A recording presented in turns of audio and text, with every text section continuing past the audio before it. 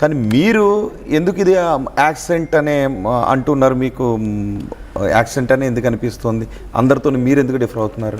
నేను అదేమంటే హత్య పబ్లిక్లో కొన్ని ప్రొఫైల్స్ చూడగానే కొన్ని రిస్కీ ప్రొఫైల్స్ అర్థమవుతాయి. ఓకే, అరే వీడిని ఎవడో కానీ ఎప్పుడో వేసేస్తాడు అని కొన్ని ప్రొఫైల్స్ అర్థమవుతాయి.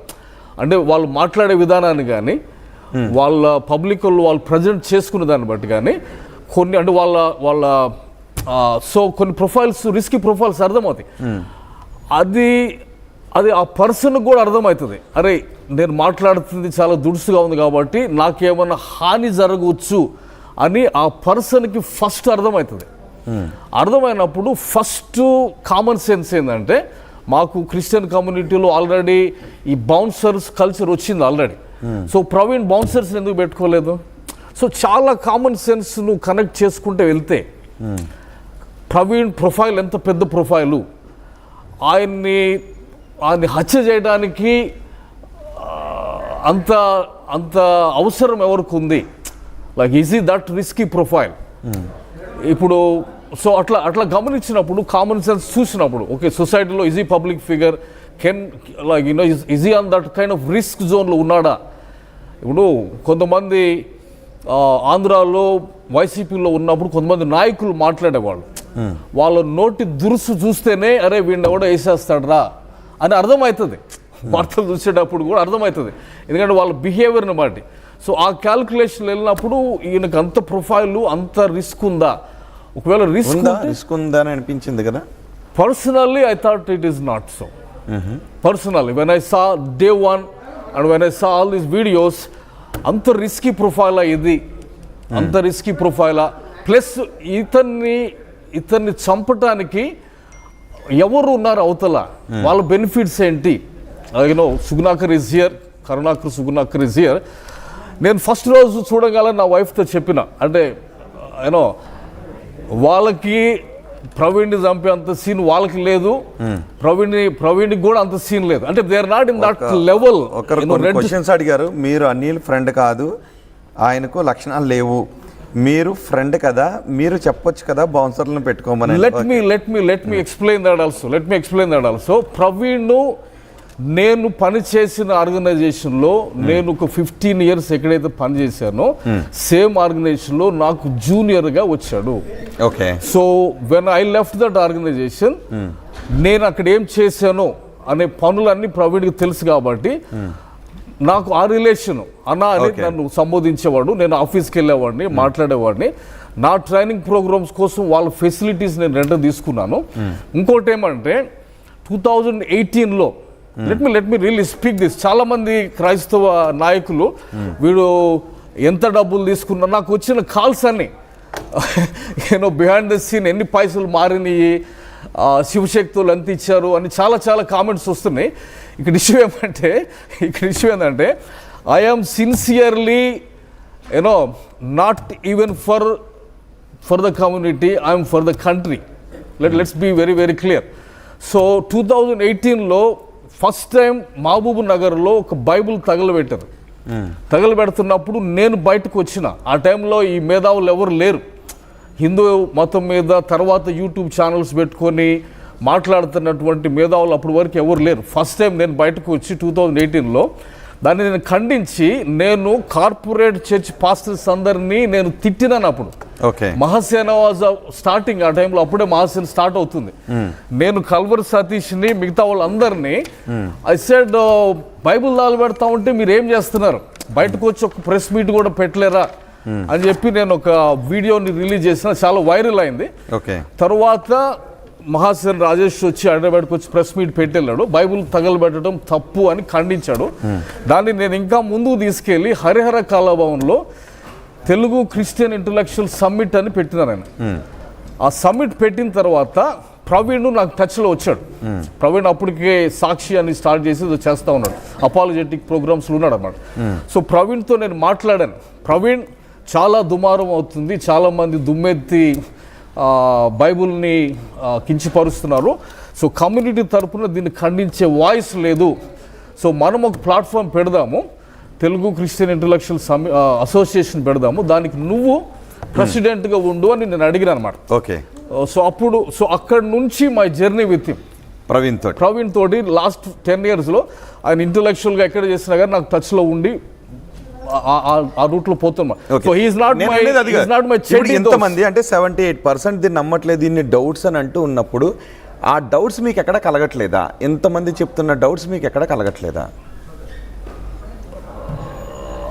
అంటే see I want her wife to speak about it. నాకేంటంటే ఒక కాంక్రీట్ ఎవిడెన్స్ మనకు కావాలి. ఇక్కడ వాళ్ళ మిస్సెస్ వచ్చి బయటకు వచ్చి కనీసం ఖండించాల, ఏది మై హస్బెండ్ తాగడు అని చెప్పి. సో డౌట్స్ కంటే కూడా కనెక్టింగ్ అంటే all the common sense points అన్నీ కూడా there can be some other reason for this. అంటే దీన్ని హత్య చేశారు అనేదానికంటే ఆయన అంత వేగంతో పోవటం కానీ చాలా విషయాలు, ఇంట్లో ఏమైనా టెన్షన్స్ ఉన్నాయా, no was you going through some other related issues ఏమైనా ఉన్నాయా అనేసి వేరే కోణంలో కూడా చూడాల్సింది ఉంది. Yesterday I was watching one IAS person, mister Sunil ఒక లిబరేషన్ పార్టీ నుండి ఆయన కొన్ని డౌట్స్ లేవనెత్తుతా ఉన్నాడు. ఆ డౌట్స్ని ఖచ్చితంగా పోలీసు వారు చూడాలని నేను కోరుకుంటున్నాను. ఓకే, నేను మీ దగ్గరికి వస్తాను అండ్ కరుణాకర్ సుగుణం మీ దగ్గర కూడా వస్తాను. కానీ ఒకసారి సుప్రియ అభినవ్ ఇద్దరి వెర్షన్ కూడా తీసుకుని సుప్రియ అభినవ్ కూడా మనతో జాయిన్ అయ్యారు. సుప్రియ అభినవ్ కూడా చాలా డౌట్స్ ఉన్నాయని చెప్తున్నారు. అనిల్ డౌట్స్ లేవు, ఇది యాక్సిడెంట్ లానే కనిపిస్తోంది, పోలీసులు చెప్పిన దాంతో ఏకీభవించాల్సిన పరిస్థితి కనిపిస్తోంది, వాళ్ళ కుటుంబ సభ్యులు మాట్లాడాలి కదా, ఇంతవరకు వాళ్ళ కుటుంబ సభ్యులు ఎందుకు మాట్లాడలేదు అని అనిల్ అంటూ ఉన్నారు. సో అభినవ్, సుప్రియ ఇద్దరు. Hi Supriya, hi Abhinav. మీకేం డౌట్స్ ఏమైనా ఉన్నాయి? ఇంకా పోలీసులు మొత్తం ఫస్ట్ 11 గంటలకి ఇంటి దగ్గర బయలుదేరిన దగ్గర నుంచి సాయంత్రం 11:40 వరకు ఏం జరిగింది అనేది సీసీ ఫుటేజ్తో సహా చూపించారు. టాక్సాలజీ రిపోర్ట్ కూడా ఆయన మద్యాన్ని సేవించారు అని చెప్పారు. సో ఏదైనా హత్య జరిగి ఉంటుందనే కోణంలో విచారణ చేయడానికి ఎక్కడ కూడా కనెక్టింగ్ పాయింట్స్ లేవు అని చెప్తున్నారు. సో ఇప్పటికీ మీకు ఆధారాలతో కొన్ని డౌట్స్ ఏమైనా ఉన్నాయి? డౌట్స్కి నేను ఒకటి చెప్తానండి, డౌట్స్కి ఎప్పుడూ ఎవిడెన్స్ ఉండదు. ఫస్ట్ ఆఫ్ ఆల్ డౌట్ అనే అంశాన్ని ఎవరైతే లేవనెత్తారో అనుమానానికి ఆధారం ఉండదు. అది ఒకటి ఫస్ట్ అది గుర్తించి. ఆధారాలు లేని డౌట్ లేనప్పుడు ఎక్కడో ఒక చోట క్లారిటీ రాదు కదా, ఇంక ఉండిపోతుంది. అంటే ఒక డౌట్కి దాన్ని విచారణ జరుపుకుంటూ వెళ్తే దానికి ఒక ఆధారం దొరుకుతుంది. ఆ డౌట్కి ఆధారం దొరకలేదు అంటే ఆ డౌట్ కాదు. నా ఫస్ట్ డౌట్ నేను ఒకటి చెప్తానండి, అంటే ఆ సీన్ ఆఫ్ అఫెన్స్లో నేను ఉన్నా, అక్కడ చూస్తున్న ప్రతి పాయింట్లో ప్రతి మూవ్లో నేను ఉన్నాను. ఆయన చనిపోయిన తర్వాత మృతదేహాన్ని రాజమండ్రి గవర్నమెంట్ హాస్పిటల్ మార్చురీలో పెట్టారు. 24 మార్చ్ 24వ తారీఖు రాత్రి 12:30కి ఆయన చనిపోయారు. తర్వాత నెక్స్ట్ డే ఈవినింగ్ అంటే 25th ఈవినింగ్ 6 o'clockకి ఫ్యామిలీ మెంబర్స్ వచ్చారు. ఓకే, కేసు ఫైల్ చేయడానికి, రిపోర్ట్ చేయడానికి వచ్చినప్పుడు సాయంకాలం 6 గంటల నుంచి రాత్రి 9 గంటల వరకు చాలా ఆర్గ్యుమెంట్స్ జరిగాయి. అక్కడ పాస్టర్స్కి, పోలీస్ డిపార్ట్మెంట్ వాళ్ళకి, ఫ్యామిలీకి మధ్యలో చాలా ఆర్గ్యుమెంట్స్ జరిగాయి. ఫ్యామిలీ మెంబర్స్ నేను చెప్తాను అక్కడ నేనున్నా, లైవ్లో నేనున్నా, I was there in that argument. అయితే నేను ఫస్ట్ అడిగిన ప్రశ్న ఏంటంటే డిపార్ట్మెంట్ వాళ్ళని, అక్కడ సిఐ గారు వాళ్ళు ఉన్నారు, ఆ సీన్ ఆఫ్ అఫెన్స్ని మీరు రెస్ట్రిక్ట్ చేశారా అని అడిగా. ఆ చనిపోయినప్పుడు ఆయన ప్రవీణ్ పగడాల అని తెలియదు వాళ్ళకి. ఆయనకి ఇంత ఫ్యాన్స్ ఫాలోయింగ్ ఉంది కానీ, ఇంత ఫేమ్ ఉందని కానీ వాళ్ళకి తెలియదు. అయితే ఒక వ్యక్తి మరణించినప్పుడు రోడ్డు మీద పక్కన పడి అది యాక్సిడెంట్ అయి ఉండొచ్చు, చంపుండొచ్చు, సూసైడ్ అయి ఉండొచ్చు, సెల్ఫ్ యాక్సిడెంట్ అయి ఉండొచ్చు. ఈ 4 కోణాల్లో ఇన్వెస్టిగేట్ చేయాల్సినటువంటి రెస్పాన్సిబిలిటీ పోలీస్ డిపార్ట్మెంట్ వాళ్ళకి ఉంది. అయితే నెక్స్ట్ డే 25th ఈవినింగ్ 8:30కి నేను ఈ మాట అడిగా, సార్ ఆ స్థలాన్ని మీరు రెస్ట్రిక్ట్ చేశారా అంటే అక్కడ వాళ్ళు ఏమన్నారంటే పోలీస్ డిపార్ట్మెంట్ వాళ్ళు, ఫ్యామిలీ మెంబర్స్ ఎవరైనా వచ్చి కేసు ఫైల్ చేసే వరకు, కంప్లైంట్ ఇచ్చే వరకు మేము రెస్ట్రిక్ట్ చేయకూడదు, అది మా బాధ్యత కాదు అని అన్నారు. నేను అడ్వకేట్ కాల్ చేసి అడిగితే ఆయన ఒకటే చెప్పారు, ఎవరు చనిపోయిన వ్యక్తి ఆర్ఫన్ అయినా కూడా ఇమీడియట్గా సీన్ ఆఫ్ అఫెన్స్ని రెస్ట్రిక్ట్ చేయాలి. అక్కడ ముగ్గు గీయటం కానీ అక్కడ రెస్ట్రిక్ట్ చేయడం, ఫుట్ ప్రింట్స్ ఉంటాయి, ఫింగర్ ప్రింట్స్ ఉంటాయి కాబట్టి అవి ఏవి మిస్ అవ్వకుండా ఉండాలంటే ఆ సీన్ ఆఫ్ ఆఫెన్స్ని రెస్ట్రిక్ట్ చేయాలని చెప్పారు. నా ఫస్ట్ డౌట్ ఏంటంటే వీళ్ళు 24వ తారీఖు రాత్రి 12:30కు చనిపోతే ప్రవీణ్ పగడాల గారు 26వ తారీఖు ఉదయం 11 గంటలకు సీన్ ఆఫ్ అఫెన్స్లోకి వెళ్ళిపోయి అప్పుడు రెస్ట్రిక్ట్ చేశారు.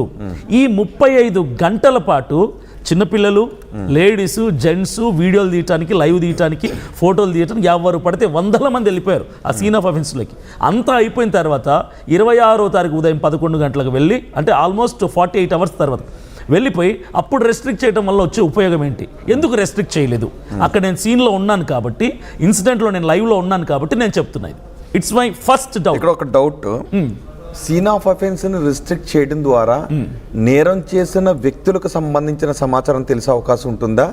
అది ప్రమాదమా, మర్డర్ అని తెలిసే అవకాశం ఉంటుందా? ఒకవేళ సీన్ ఆఫ్ అఫెన్స్ ని రిస్ట్రిక్ట్ చేయకపోతే నేరస్తులు ఎవరో తెలిసే అవకాశం ఉండకపోవచ్చు బహుశా.